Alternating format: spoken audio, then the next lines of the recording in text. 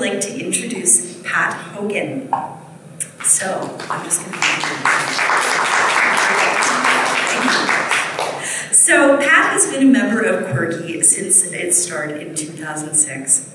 After moving to Canada in 1969, she initiated services and organizations specifically focused on women's rights, advocacy, and support, including music and performance productions through Sounds and Furies Productions, which she founded in 1990 when Gay Games came to Vancouver, as well as opening Josephine's in East Vancouver, a community-based cafe.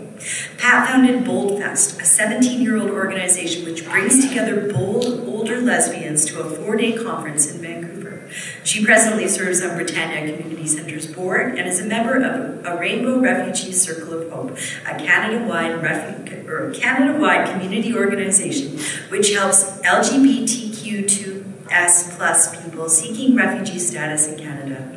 She's a proud mother and grandmother with 2 granddaughters in Nelson, BC, and 3 grandsons in Australia. Please join me in welcoming Pat to the stage.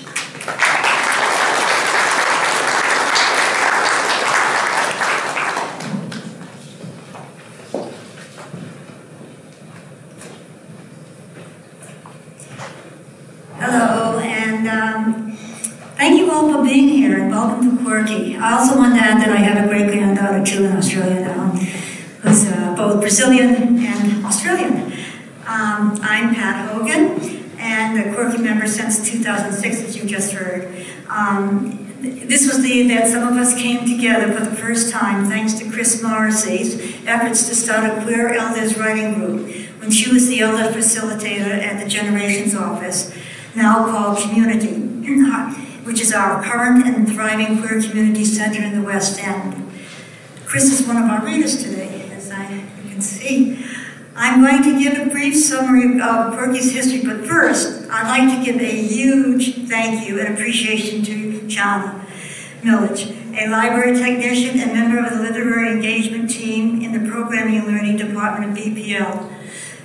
Jana has been extraordinarily helpful and flexible in organizing this event, which has gone through a few changes, including canceling last week's scheduled talk today due to weather conditions, and here we have them again. 2 of Quirk-e's members, Don Orr and Marsha Iblowitz, as a result, were unable to be here today, which was disappointing to them and all of us. But we are fortunate to have Quirk-e writer Rudland with us, who you'll be hearing soon. John moved through never-ending changes seamlessly and gave much support to our group. Thank you, Jana, and other BPL staff who helped prepare today's program. Okay, so I'd like to give you just a brief history of Quirk-e and then on to our presentations. As mentioned, Chris started up the Queer Elders Writing Group in 2006, before it had a name. We met downtown at the 411 Senior Center. Shortly thereafter, Parks and Recreation founded an annual celebration of elders groups from across the city and beyond that was held at the Roundhouse Community Center each year, and where it still exists. We were happy to join many other vibrant elder groups who were dancers, weavers, poets, and a lot more. This has become a community unto itself, and we look forward each year to joining others during Seniors Week in early June. Excuse me, I just got up.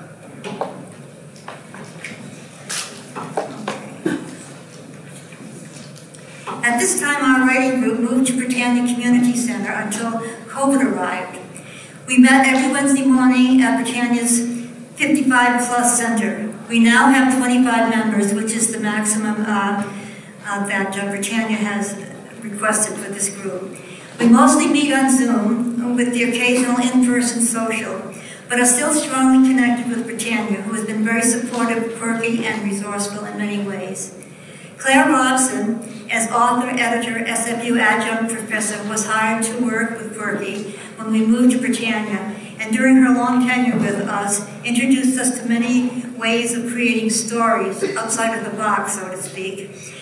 Through Jen Marchbank, professor of SFU's Gender, Sexuality, and Women's Studies, we collaborated with Youth for a Change, a group she founded of marginalized young people who met with Jen and her partner in Surrey on a regular basis. With them, we held many public readings and plays. We also collaborated with Gloria Gutman, who developed the Gerontology Research Center and Department of Gerontology at SFU, and was a director of both. With Claire Jen and Gloria's guidance, a video of queer elder abuse was developed and shown in BC's 4 health regions health region, with Gloria, a youth, and a Quirk-e member presenting the film in each center. Oh, sorry, I'm not used to hearing this camera. Thanks to Quirk-e's member Don Orr Martin, we now have an excellent website which covers our history, current adventures, and more. So please check it out when you get a chance at www.quirky-e.ca. Also, as was suggested, please take a look at our book table when we're through here. And now, please, I know Jonna has already introduced the program. You'll be back here introducing each person. Okay, so thank you for listening.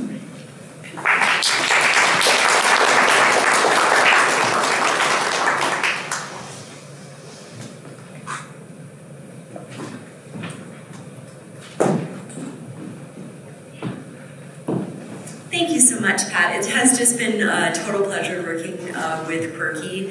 Pat, in particular, was very instrumental in helping everything, and also Cyndia, so I'd like to thank both of them. Speaking of Cyndia, Cyndia is our first writer today to read, and I will give an introduction. So Cyndia Cole is a white settler who moved from the USA to Vancouver in 1970 and came out as a lesbian in 1976. Her writing appears in Together We Stand, Queer Elders Speak Out, Basically Queer, an intergenerational introduction to LGBTQA2S+ lives, Making Room, 40 Years of Room magazine, Sharing Our Journeys, and multiple Quirk-e zines. Daisaku Akita taught her that the words change people's hearts. She is honored by her past and present associations with others in gender, sexuality, and women's studies at Simon Fraser University, Reach Community Health Center, Quirk-e Community, and SGI Vancouver Buddhist Pride Group. She has learned that creating community keeps us alive. Cyndia will read 2 poems recently published in the Quirk-e zine, Shining a Light on Rainbow Life. The poems express Cyndia's love and concern for queer youth and her confidence in them as torchbearers of peace and justice.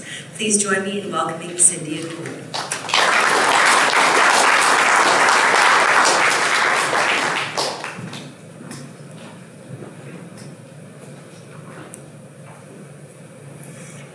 Thanks so much, Jonna. I'm really honored in the way that the Vancouver Public Library has welcomed us and supported us through all of the organizational challenges of being here. I'm really happy. And I'm especially honored that each one of you is here today. It's a great privilege to share my work and the deep feeling that I have about it with you. But before I do that, you probably will be aware that Quirk-e involves not just the people sitting on the stage reading today, but quite a few others. And I think we should have those people, give a little wave so that you know who else is here, who is from Quirk-e. In case you want to talk to us about, the great stuff, what we do. Thank you. The first poem I'm reading is titled War and Peace, and I wrote this just at the time, a couple of years ago, when I was so profoundly shocked in hearing about the Russian invasion of the Ukraine. More than 50 years ago, when my cousin John was 19 years old, at war in Vietnam, he was forced to choose between killing a boy of 14 or letting that boy kill his buddy. This broke his heart and tortured his soul. He died of heart disease long before his time. More than 50 years ago, when my ex, Gary, was 19 years old, he was forced to choose between killing boys or losing his freedom and his home. And after enduring a year in federal military penitentiary and another hiding from the government. To soothe his heart and soul, we came to Canada. For 50 years and more, what breaks my heart and tortures my soul are the decisions of those in power to wage war, to desecrate and throw away the precious lives of young people. What soothes my heart and soul are the torchbearers of justice, today's precious young people who dedicate their lives to creating a lasting world of peace.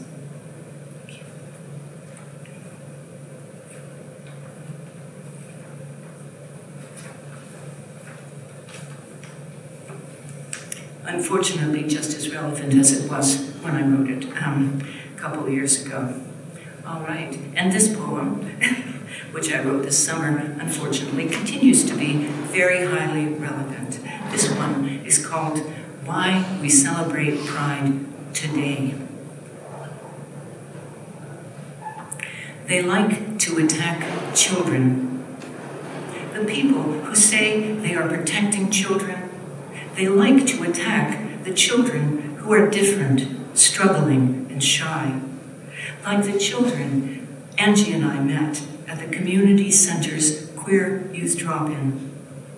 Children who never feel safe or comfortable or accepted or treasured in the clothes or bathrooms or sports teams or schoolyards or pronouns they're expected to inhabit.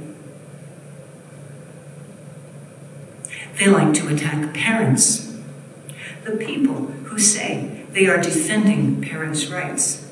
They like to attack the parents who love, accept, and treasure the children who are different, struggling, and shy, and unsafe. Parents like my friends Bill and Kim in Langley, who listen to their children and who seek out doctors and therapists who listen to their children and who treat them with respect and best practices. Parents who desperately want their children who are attacked and who never feel safe to live through childhood and adolescence long enough to grow up and not need them. Parents who discover their caring, nurturing, guidance, sheltering for their children who are attacked will be constantly questioned, tested, contested, or blocked. They like to attack teachers, the people who say they want to teach children that there is only one way and only two genders. They like to attack teachers who educate and welcome the children who are different, struggling, and shy. Teachers like my nieces, Kylie and Krista, who want no child to be left behind or excluded, and who want all children to be safe. Teachers who have learned that each young person already has their own mind and heart and identity. Children who can blossom and flourish if teachers introduce them to a world of experiences, concepts, and ideas outside their own. Teachers who withstand the attacks because of their commitment to fostering the lives of the children the others like to attack. They like to attack books and authors. The people who say our stories are controversial, political, ideology, and agenda. They like to attack books like the ones I author with my friends in the Queer Imaging and Riting Kollective for Elders, Quirk-e. Books authored by those of us who once were children, who were different, struggling, shy, and unsafe, and who lived long enough to survive the attackers. Books full of stories and poems and pictures that show the truth of what we survived, the truth of how we survived, and the truth that we now thrive. They like to attack librarians, the people who say knowledge is inappropriate and must be restricted. They like to attack librarians like Jonah, who open their doors to the children who are different, struggling, and shy. Librarians like my sisters, Kathy and Claire, and former partners, Jill and Fred, who make the world of books a safe place for the children that are attacked. Librarians who welcomed my mother and me each Saturday morning to return last week's adventures and who offered us new ones for free. Librarians who treasure the world of possibilities and who stand up to the attacks because, unlike the Saturday morning malls, the refuge they offer is priceless. They like to attack colleges and universities, the people who say that wokeness must be stopped because the young people, no longer children, but who may still be different, struggling, shy, and unsafe, must be put to sleep. They like to attack the truths that universities and colleges teach, truths that make them uncomfortable, like that racism and genocide are real and have long histories and continuing effects. They like to attack New College in Sarasota, Florida, where in the 1960s I went to my first political protest, silently walking out on a campaign speech by Richard Nixon filled with lies about his war against the people of Vietnam. They like to attack the college where I took part in a Black civil rights action to keep one single public school intact in the redlined Black community. They like to attack the colleges and universities that allow the youth who once were attacked to wake up to social injustice and to act. Since their attacks, one half of the teachers and scholars have fled New College because they are scholars who cannot educate the youth who were once different, struggling, and shy in a place where learning goes to die. They like to attack entertainers who dress up in drag. The people who say, when they dress up, it's a joke and it's all in good fun, but who call Barbie Disney characters, kings and queens, lewd and dangerous. They like to attack the people who are the best at creating fantasies and dressing up as someone else, to entertain and bring joy to the children they like to attack. Entertainers like my friend Andrew, who studied ballet for years, but who delighted me most when he wore ruffled crinoline petticoats and high heels and did cartwheels all the way down Beach Avenue in our very first Pride Parade. I got to dress up as a rainbow clown and entertain by giving candy to the watching children, the children they like to attack. Children who are usually different, struggling, and shy, but who were laughing and felt safe that day. That one day. That day when no matter how much they attack the children and those of us who once were those children, or those who love, teach, educate, and treasure those children, that day we have pride and we feel joy. And that day is today. Thank you.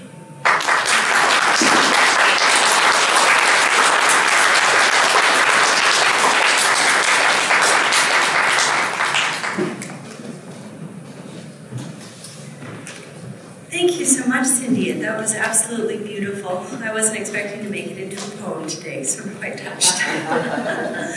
And I must say, you have just such a beautiful reading voice. It was such a pleasure to listen to. Thank you. Does anyone have any questions or comments? Want to say something really nice about the poems that you just heard? Oh, I see that question, plaid shirt. Not so much a question, but just as someone who went in September to the protests against teachers and trans kids and everyone, I just wanted to say thank you. It was very difficult being on the front lines for the attacks on the trans community, and just thank you. It brought it back up, but not in a terrible way. Wonderful. So just for the benefit for the recording, I'm just going to repeat briefly what you said, but it was just a big thank you for your work and your work in the protests, that it seems like a lifetime of activity of making the world a safer place for everybody, in particular the trans community. So thank you. Let's give it up one last time for Cyndia. Could I comment on that just for a second? Yes, of course. I just want to thank you. You know, it takes courage. It's those of us who are older, I think, have done, you know, a number of things that take courage, and maybe we've almost forgotten some of those times where we were shaking, but we went there anyway. And here we are. We're still shaking, and we're still here anyway, because no matter how much we're attacked, we won't be stopped. Thank you. Can I just say one other thing? Sorry, there's another person who is here who is in this beautiful photograph from so many years ago, 1996, and that's Yuki, who is the beautiful princess who is sitting on the top of this car here.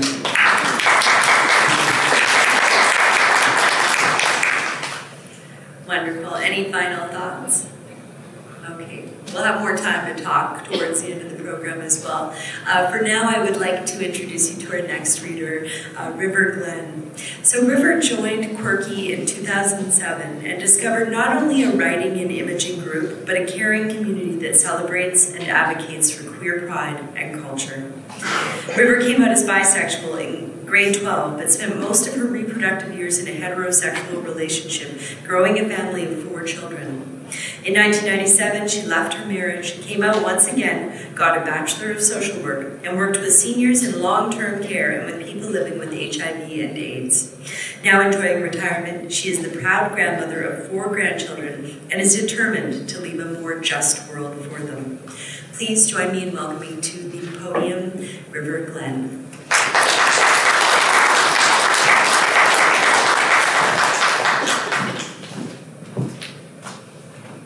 So excited I almost came up before I was Okay, this is a little dark, but bear with me. My notes say breathe and read slower. It's called Over and Over. Usually there is one book or one leader, and it or they are believed to have all the answers, and it or they cannot be questioned. Add more followers and ramp up the followers' dissatisfaction or fear, and repeat the message over and over. Machiavelli said, use a common enemy to serve as a scapegoat, and then focus the dissatisfaction and negativity onto them. A minority with recognizable characteristics is a great target. Of course, the female gender, which is a majority, can be the others. In some countries, and in this believer's eyes, the others lack the fundamental qualities of humanness as measured against the characteristics of the true believers. The others can be from somewhere else or of a different class. They can be indigenous, non-binary, transsexual, or homosexual, black or people of color, homeless, addicted, disabled, or ill. The others can simply hold different political views. The leader of the true believers may not actually be believing what they sell, but they need to pretend they are. And with a critical mass of followers, they get real political power. power. Rage against the others has played out worldwide and throughout history.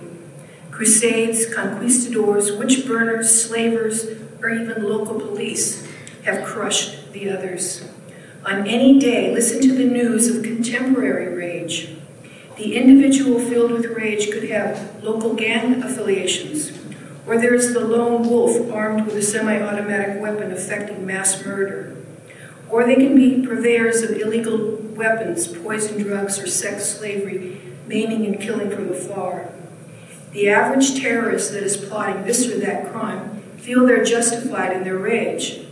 At the top of the heap are despotic leaders armed with nukes threatening the whole world. What a grim picture of human inhumanity can be painted. Nevertheless, it is 2024, and never in history has there been as much knowledge, education, travel, and communication. More people are enfranchised, more people are escaping poverty. Medicine can fix many illnesses. Finally, some steps are being taken to do something about climate change, though fringe groups don't see these as positive. The word woke is attributed to progress and derided by the rage-filled. It seems for the support of that demographic, TV commentators spread false arguments against transgender, feminist, environmentalists. Even science is called fake news. On the other hand, there are two girls in love in a TV commercial. Asian and black actors are leading in movies and making big bucks, and millions of gringos are dancing to Latin music. At least there is the acknowledging of the missing and murdered indigenous women, the residential schools, and other systems of oppression in our institutions. Reconciliation is glacial, but no one knew the word before the end of the 90s. Canada is loved by this writer, but poverty, inequality, injustice, environmental destruction, violence, killer fentanyl are all as Canadian as the beauty, humanity, and ingenuity found here. We may not have Dickens-age poorhouses, but we have rotting SROs. We fought the pandemic, but we had trucker convoys. There are those who refuse to take available steps to protect others, and we have people who oppose the most basic of liberties, which is the ownership and control of one's body. As a queer writer, I put this on paper for my future. First they come for one group and then for another. I call upon all the others to stand up for each other. Solidarity is strength. Let us all learn new words like reconciliation, but put whatever muscle you have behind it. I think this country needs more cooperation and less seeing everything as adversarial. It will always be a work in progress as long as there is progress. Words like woke, progress, liberal are not dirty words. Every election is worth your time. Every loss you feel needs to be addressed. And yes, every true believer is a fellow human being, and their rage has to be dealt with. Please read as many books as you can. As a grandmother, I want to see the end of kids growing up in poverty. I want to see a planet saved from heating up. I want people to stand up to billionaires so more can have the stuff of life. Yes to controlling our own future. Yes to the Pride movement. And yes to finding joy in the world. Thank you.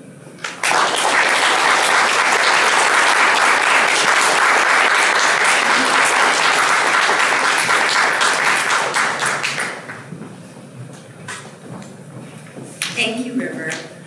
That was an inspiring piece. I feel kind of motivated now. Does anybody have any questions or comments for River? Okay, we will move right along. Save those burning questions. We'll have a nice conversation at the end, more one-on-one if we prefer. So I would like to introduce our next writer. This is Val Innes. Is that the correct? Yes, good, thank you. Val is a retired university instructor, a feminist, lesbian, counselor, writer, artist, and builder. She cannot picture life without politics, without an effort to make the world a better, more equal place, any more than she can picture it without books, writing, women, or deep, intense talk. That politicization has been a background to teaching and volunteering in various organizations, as well as writing, marching, and protesting to help bring about positive change. Her writing appears in Basically Queer, an intergenerational introduction to LGBTQA2+S+ lives, Sharing Our Journeys, I Want to Meet You There, and several other quirky anthologies, including Together We Stand, which she co-edited. The piece that Val will read, Val is also the editor of 5 zines with the Quirk-e Ziner, so if you want to check those out, we've also got them over there. The piece that Val will read today, Queer Voice, is a call to action to the queer community regarding climate change based on the success in changing the laws and attitudes regarding LGBTQ2SA+ in Canada over the last 28 years. Please join me in welcoming Val to the stage.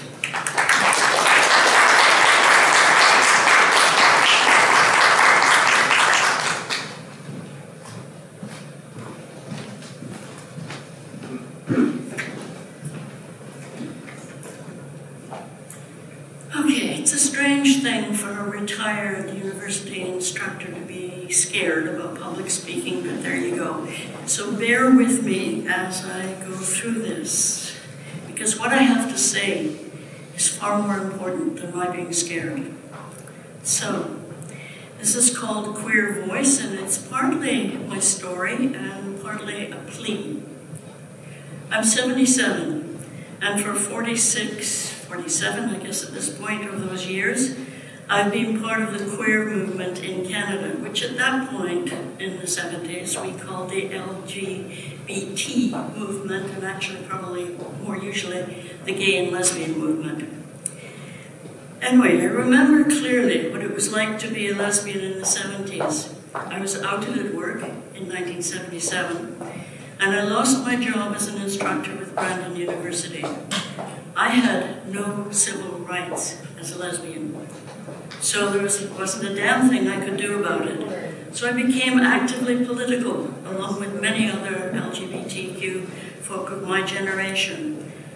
And I became part of the Winnipeg LGBT community.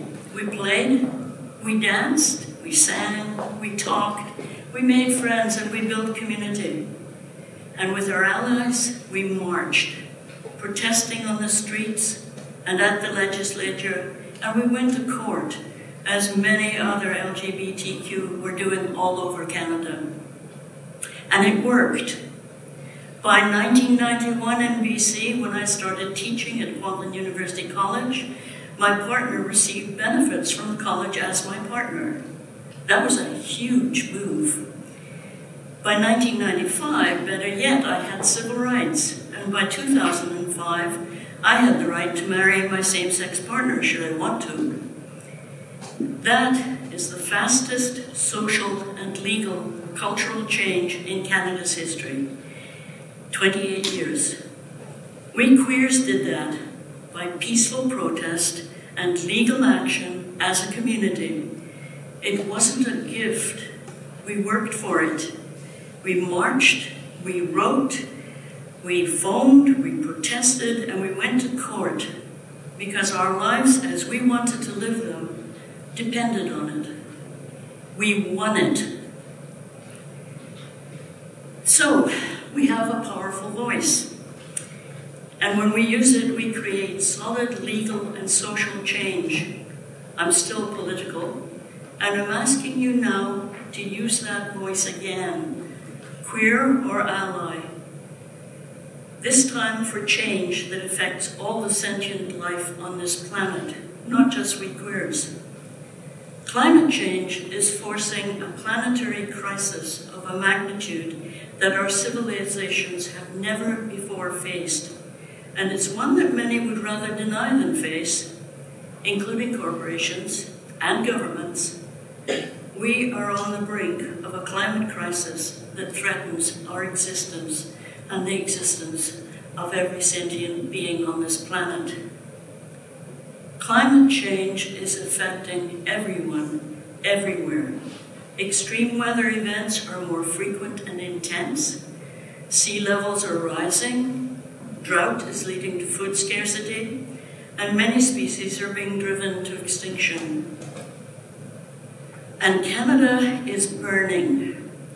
We all saw that this summer, watching in horror the evacuations from the north and from as close as Kelowna due to the raging wildfires. And yet, Canada gave $22 billion of our tax money to subsidize the fossil fuel industry in this country last year, and has done very little to combat climate change except talk. Its military, carbon-intensive budget for last year was $27 billion. Yet the climate change budget was, you want to guess? $2 billion.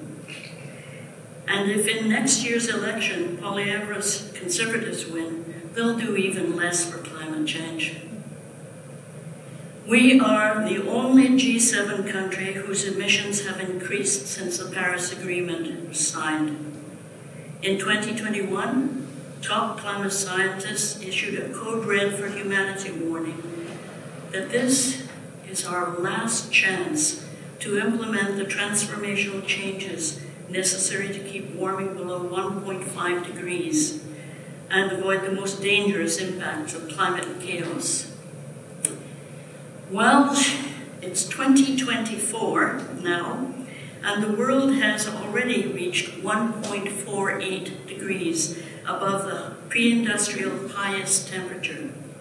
2023 was the hottest year in history, and apparently this year will be even hotter.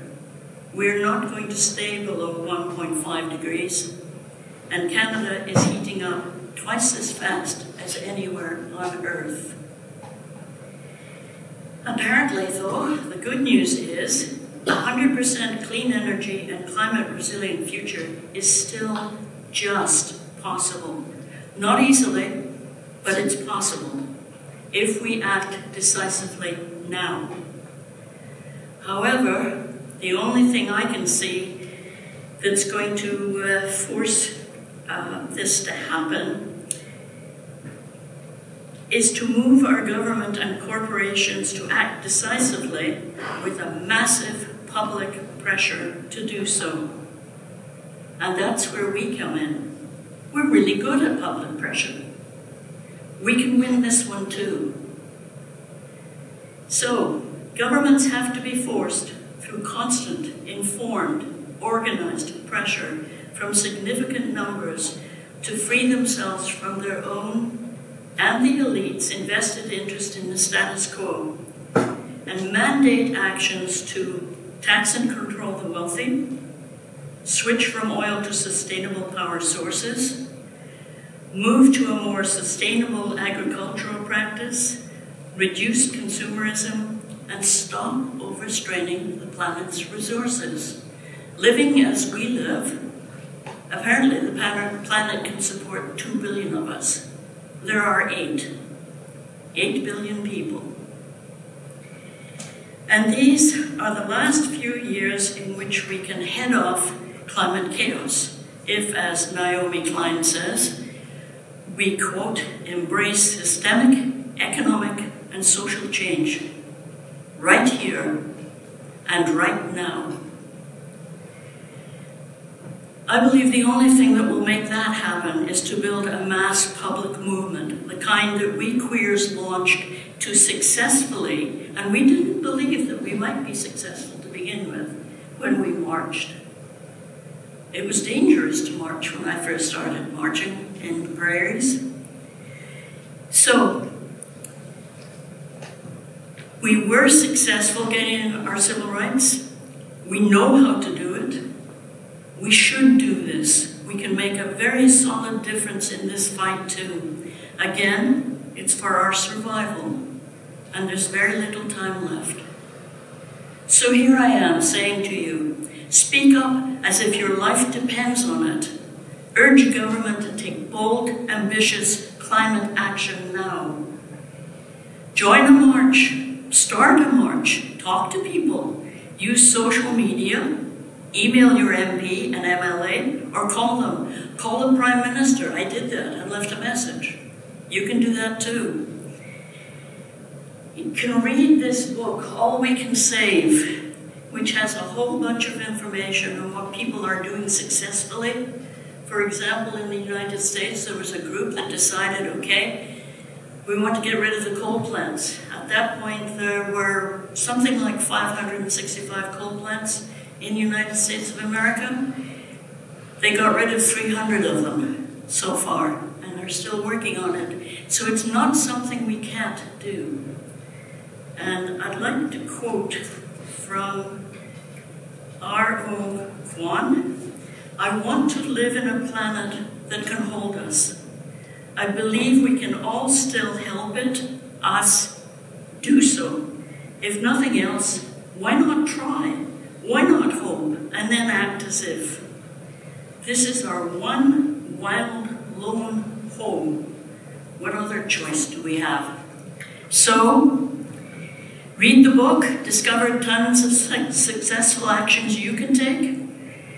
Organize, sign petitions, join Lead Now, Suzuki.org, or any other active climate change group, and become part of a community working for change, because being part of a community really, really helps. Above all, don't give up. Use your voice before we lose our voice. And vote.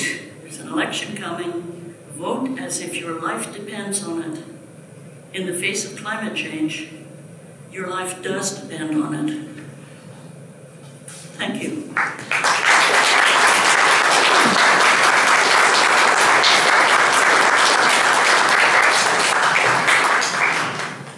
Thank you, Val, for both your words and also your actions. That was incredibly uplifting and motivating. Thank you. Does anyone have any questions or comments for Val? It's a quiet group today, but I know that they're just bubbling up with excitement to talk to you afterwards. Okay, so we're going to move into our next writer, who is the wonderful Chris Morrissey. So Chris is a white lesbian settler who came to Canada with her family as a child and who at the age of 17 entered the convent. She has worked as a teacher, a school principal, and community developer in Malaysia, Brunei, Chile, the USA, and Canada. She left the convent and returned to Canada in 1989. Her writing explores her various life experiences. Chris will read one piece today about the first anti-torture protests that she participated in. Everybody, please join me in welcoming Chris to the stage.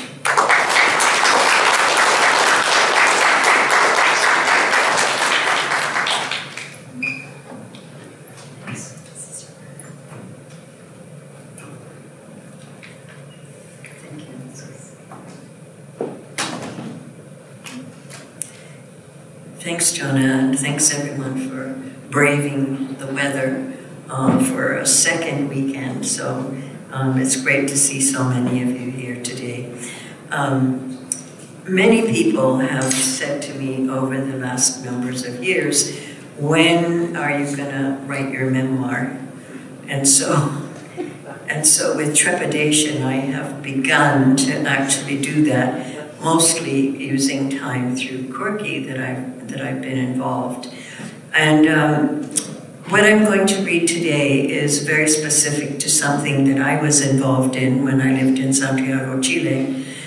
But it also relates somewhat to what we're hearing today here, because I lived and worked and supported and walked next to a community of people that came together, that organized, and that was able to end a dictatorship.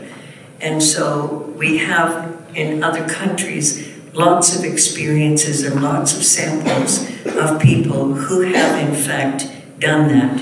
And it's an opportunity for us to learn from those experiences.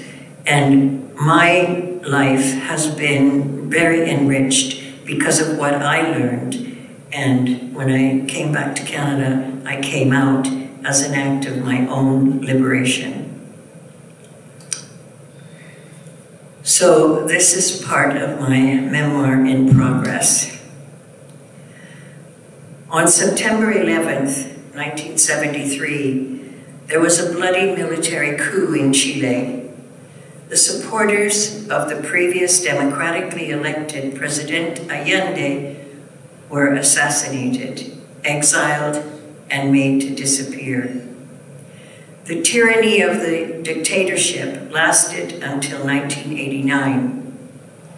During the intervening years, thousands of people were imprisoned, tortured, exiled, and disappeared. Bridget, my partner, and I arrived in Santiago in 1981. By this time, people were easily kept under control by the actions of the secret police and by individuals pressured to being informers, or sapos, as we called them, because frogs sing. Sapo means frog.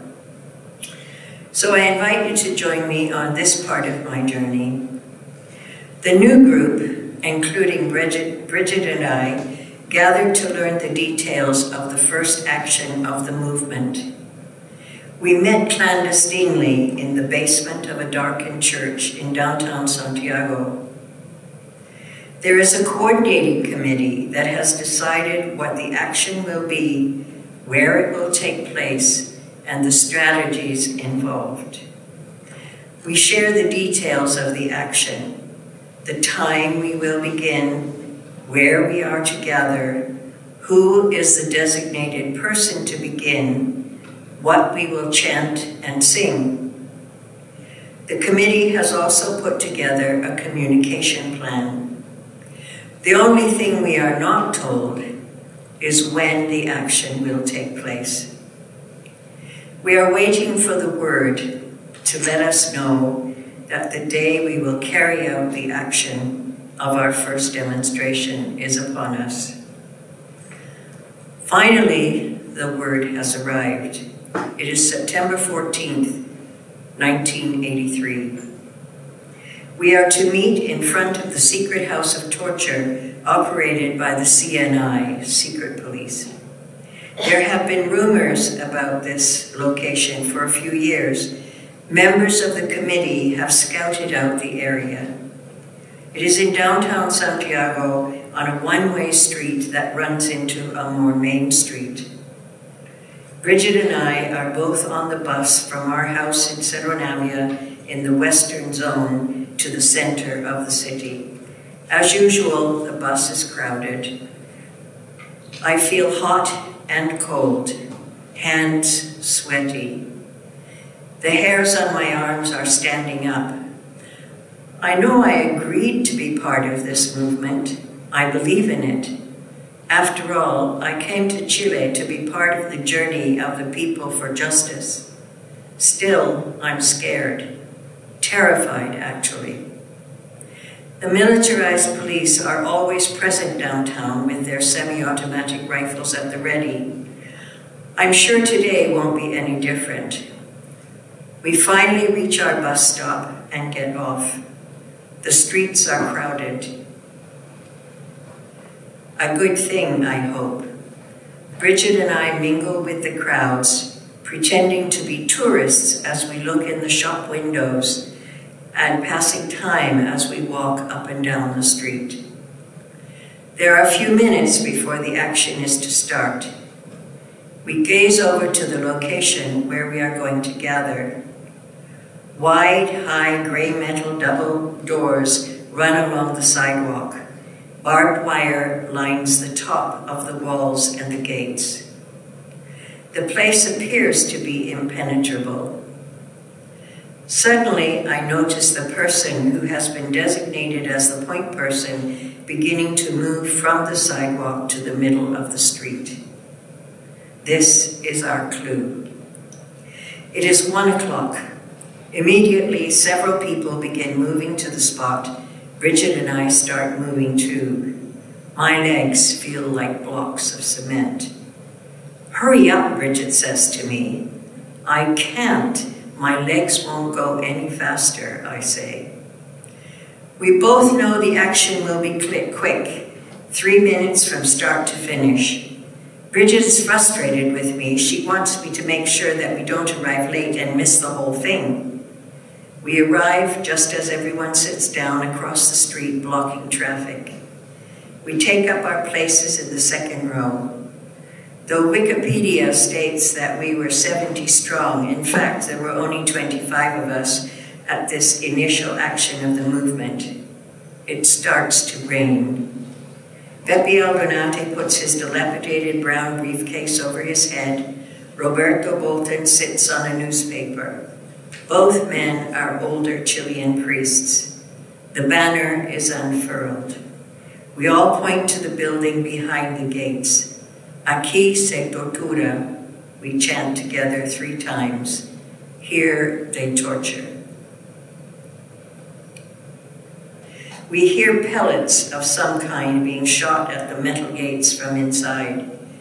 We begin singing what has become the song of the movement, which is Yo te nombro libertad, I name you freedom.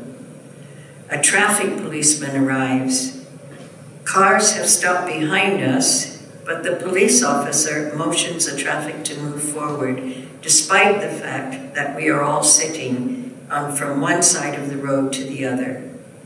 Drivers don't move. At last we finish singing.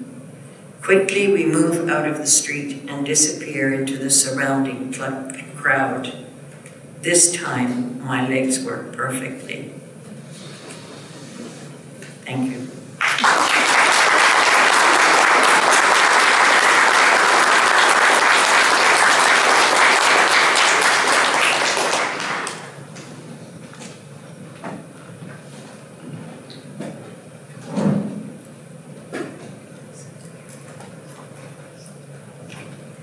Thank you so much, Chris. What an exciting part of your memoir.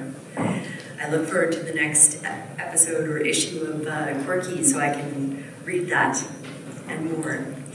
Does anybody have any questions or comments about Chris's work today? Okay, let's move on to introduce Lorri. Lorri Rudland. So over the years, Lorri Rudland has worked in many organizations like the Vancouver Status of Women, advocating for equal rights for women and other human rights issues. For most of her life, she has written bits and pieces here and there, but really began writing seriously when she joined Quirk-e 4 years ago and was strongly supported in her writing efforts. As a result, she has completed a full-length novel and various smaller stories and articles. In her piece entitled Coming Out to Parents, Lorri describes her experiences when she told her mother and father that she is a lesbian. Then she interviewed other lesbians and gay men and in brief excerpts recorded their parents' responses. The responses were varied, some accepting and some not. I look forward to hearing what Lorri will read for us today. Please join me in welcoming her to the stage.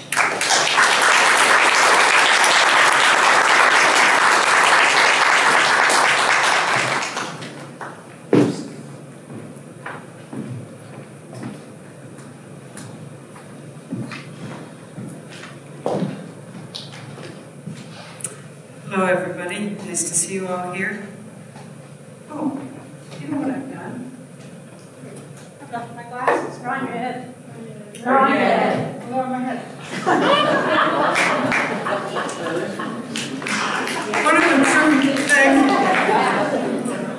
One of the privileges of being a senior. Most of the excerpts in this article were collected by telephone interview. Times have changed, and coming out to parents today, when homosexuality is much more accepted, is not necessarily the risky venture it used to be, when telling a parent or parents could mean rejection or banishment. Some of the responses we received when we told our parents were harsh, and some were accepting. I'm proud to be a lesbian, proud of my life and my relationships with my friends, but the early years were fraught. In 1977, I was 30 years old when I told my mother I was a lesbian, and she said, I would love you if you were a murderer, a thief, or a lesbian. I couldn't help but be struck by the company with which she bundled me together. My dad's response was a little harsher.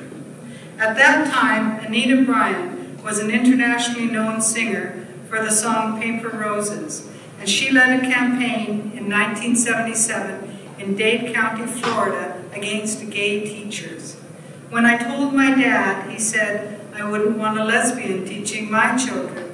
I responded, Dad, I am your children.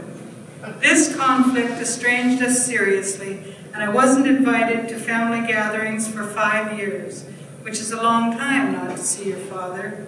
But times changed and attitudes softened, and I was eventually invited back into the fold. So I thought I would ask a few people I knew what happened when they came out to their parents or parent. I have given the year in which the person made the revelation and their age at the time that they made it. Some of the names are real and some are not. 1980, Allison, at 30 years old. Mother first responded, "It's a stage you're going through." Then she followed up with, "It's unnatural." A few years later she said, "Your father would roll over in his grave if he knew." 1980, Shelley, at 32 years old. Mother answered from her own personal experience of the only things she knew about homosexuals. One of them killed the other one on the beach last summer. And I know a local newscaster who said her daughter is one too. Because the mother had met a butch lesbian who neglected her personal hygiene, she further responded, "I hope you wash regularly." And religion played a part in some responses. 1999, Penny at 32 years old. Penny's dad had already had a brouhaha with a brother who had come up many years previously. And when Penny talked with her dad, he was old and tired. His response to my revelation was to simply say, "Well, I'll pray for you." But later he accepted it and wanted to meet my girlfriend, which was as close as he came to accepting my choice in life. 1966, Rose, at 43 years old. I moved to the big city, but Dad stayed in small town Canada. "Dad, you're going to go to hell. Do not tell anyone in my town about this. I'm not going to be able to raise my head again if people know about you." My response was to say, "I'm not ashamed, I'm not changing. You're going to have to learn to live with it." 1972, Greg, at 20 years old. Mother responded to Greg's revelation saying, "Oh, you poor thing, how you must have suffered." She was aware that people said homosexuals were evil and degenerate, but she accepted me for what I was. Shortly thereafter, she mentioned a man named Daryl, who was a design assistant and who worked in an antique shop. She would have been thrilled if I had hooked up with him. 1980, Joni, at 33 years old. This was a low point in my history as a lesbian and was a very sad time for me. I was attending a mental health day program as an outpatient in Vancouver, and during this program I told my dad I was a lesbian. His response was to say, "That's it then." He was implying that my lesbianism explained why I was attending the mental health program. It wasn't. If I had to give a diagnosis, I would say that I was depressed. 1994, Marta, at 25 years old. Mother was a very strong Catholic and was shocked and aghast. Her first words were, "Don't tell your father, he'll be horrified at this, the news will kill him." She put my father on the line, telling me, "You have to tell your father," and to my surprise, he had no negative reaction, but was totally supportive. He said, "What's the big deal?" He actively helped me find a partner by thinking about what was important to me, which was my spirituality, starting with Catholic groups and other groups, and eventually I found my way to the Unitarians. I found my lifelong partner there, and we've been together for 23 years. 1970, Farron, in the late teens. Fags lived in dangerous times. If we weren't physically abused, our cars and other properties like our lockers were vandalized. So we kept up our fronts and kept our true selves hidden. It would never have occurred to me to come out to my parents. My dad worked for the county, and he would have been made the brunt of cruel jokes from his co-workers, and I didn't want to let him down. To tell my mom would be telling my dad. She was battling with alcoholism and would have blurted it out. It was 25 years later before I felt like coming out, but my mom had passed away, and my dad didn't care about my personal life. These are stories from the lesbians and gay men I talked with. Some of the responses were harsh, and some were not. If there was tension, they reconciled and have had good relations ever since.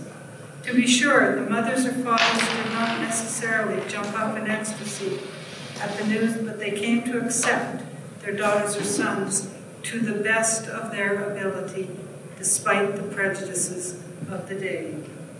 Whatever the difficulties of earlier lives, we are all proud lesbians and gay men and have led fulfilling and productive lives.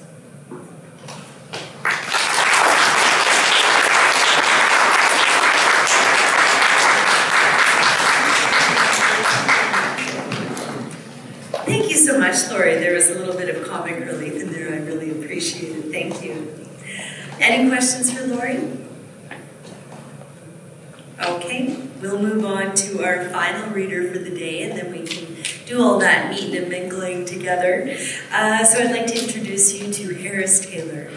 Harris is a writer, documentary filmmaker, and television producer who contributed programming to Northern Native Broadcasting, Yukon, CBC North, and Vision TV from 1990 to 2001. Much of her work focused on Aboriginal people across Canada's north, disability issues, and queer life experience. In her travels, she always takes note of the fishing spots that will someday lure her back for another adventure. Harris will read the first issue of Harry's Northern News, a humorous account of a lesbian living in northern Canada. Please give it up for Harris.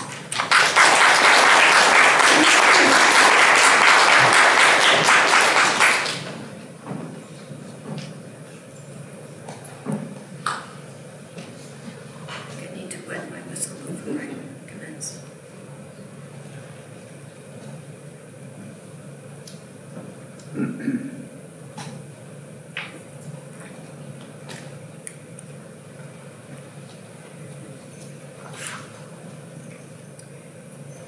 In the Eastern Arctic, there was no queer community.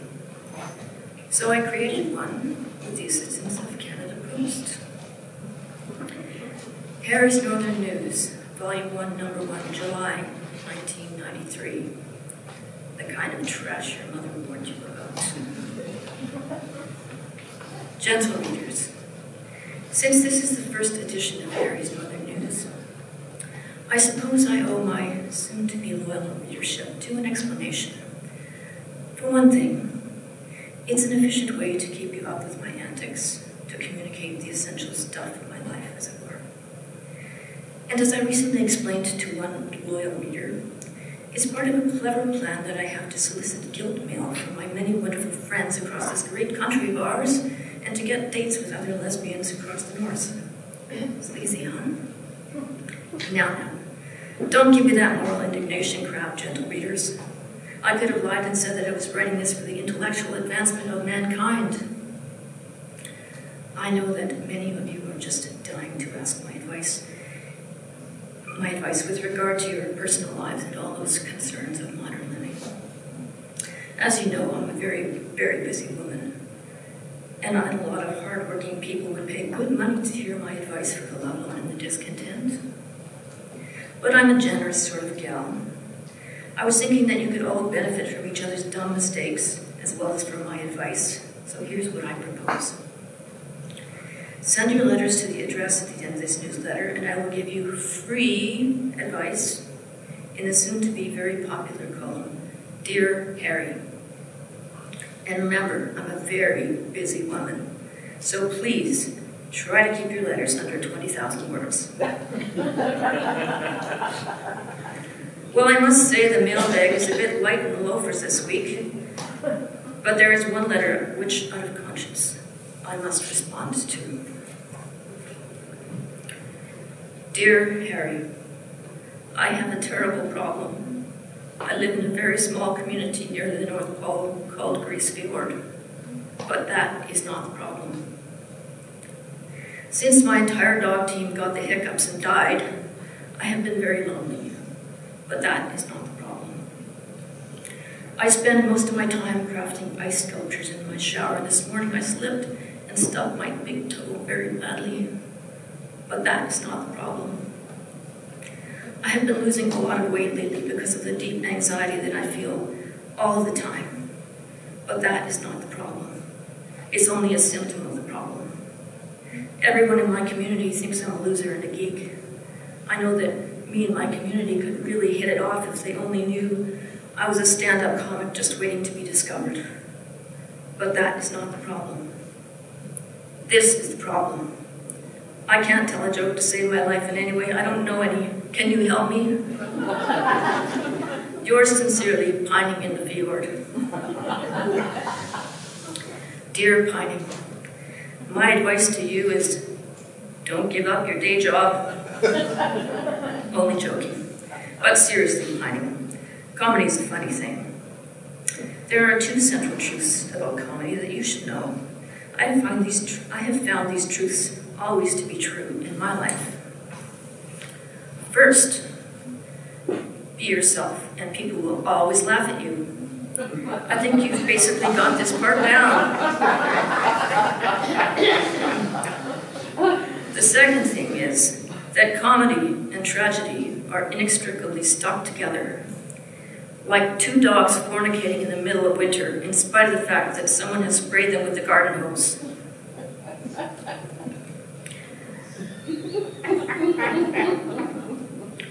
That is why you always see the sad mask and the happy mask together. Now it seems to me that you have ample tragedies in your life, and I think if you really try to focus, you can probably convert the tragedy material into comedy material with relative ease. For example, you could say, a funny thing happened to me the other day when I was in the shower putting the finishing touches on my latest ice sculpture. That is called a hook. Start with a good hook, and you are bound to land a laugh. In that respect, comedy is kind of like fishing. Exploit every literary device at your disposal. You seem to have a natural aptitude for incremental repetition, but that is not the problem. You could spend the rest of your earthly days with your nose in a book, trying to learn what the heck all those literary devices are supposed to do. Don't squander your youth on such a fruitless dessert.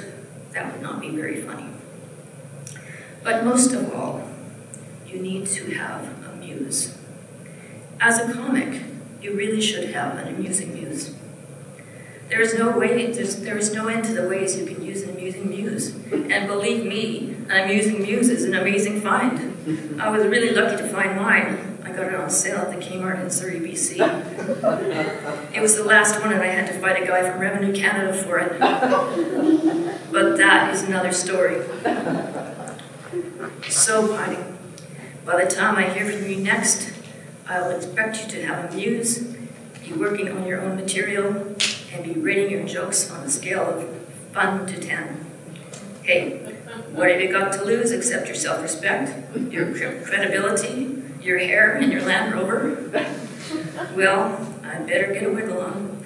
Good luck, Pining. I know you can succeed. Ah ha ha, Harry. It's almost time to say cheerio till the next issue of Harry's Northern News. So get those cards and letters in the mail before the postage rates go up again. Write to me, Harris Taylor, the Editor-in-Chief, or Dear Harry at P.O. Box 1876 Iqaluit, NWT, XOA-OHO. I will leave you with this thought-provoking thought. Mere weeks before these two famous politicians left office, they were photographed in public with Harris Taylor. Is this simply a coincidence? Could I have the first slide, please? In the olden days before Photoshop, there was only a photocopy machine. But a gal's gotta do what a gal's gotta do. I predict that Panicat loses the next election in a dramatic swing to the right. And the next slide, please. I predict that Mulroney steps down and Kim Cameron wins the leadership race on the second ballot.